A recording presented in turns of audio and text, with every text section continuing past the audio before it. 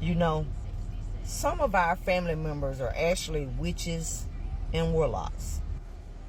Although some may not be aware, but some of us are aware and just have a difficult time wanting to admit this or face it. But you've probably been wondering why you feel that you've been teamed up against, you've been treated differently throughout your childhood, and you just feel like you don't fit in. But let me say this, you are different. God built you different because he called you into that particular family or friend circle to create change. And not everyone is going to be so accepting of that. You're going to face opposition. You're going to face spiritual warfare. It's going to feel like people are teaming up against you.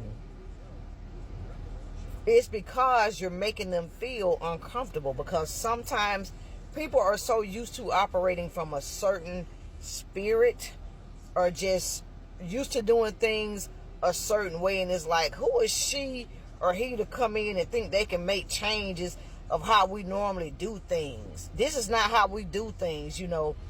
And when you start breaking generational cycles, they're not going to like it. They're not going to like it at all. You know, you may have a couple of people that are willing to get on board, but most of the time you're going to face opposition when you're doing this, because a lot of times people don't want to deal with their own mess, their own traumas, and a lot of things that have been swept under the rug, they want to keep it under the rug. Nobody wants to pull it out and deal with it. And here you go coming into this family setting, and you're the one that's trying to create change because you feel like this is not what I want for my life. This is not right. I don't like it. It does not feel right. We're going to change this. I'm going to make changes. And it's like you're being shunned.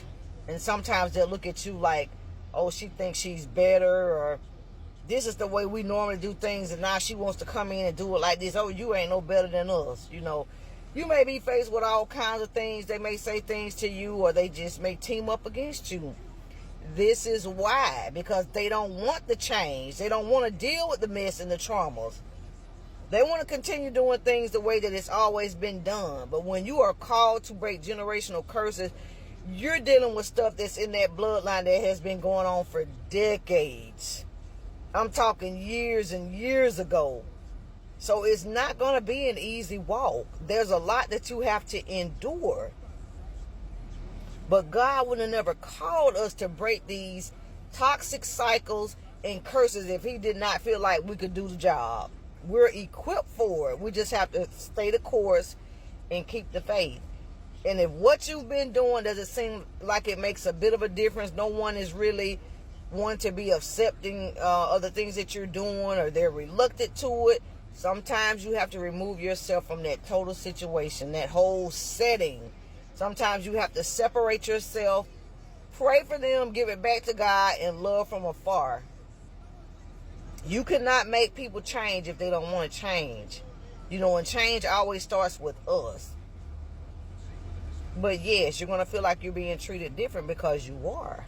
Not to say people that are called to break generational curse breakers are better than the next. We just have a higher calling. That's a huge call to have on your life. So technically it's a blessing. You know, God thought of us enough to give us that job. He knew we could do it. So do what God called you to do and lean on him. And whoever is reluctant to it or don't want to accept the changes, that's fine. Because we always have a family within God, you know. He has a tribe for us. And sometimes the family that you're born into is not your tribe. I'm not saying this applies to everyone, but for some it does. Y'all be blessed.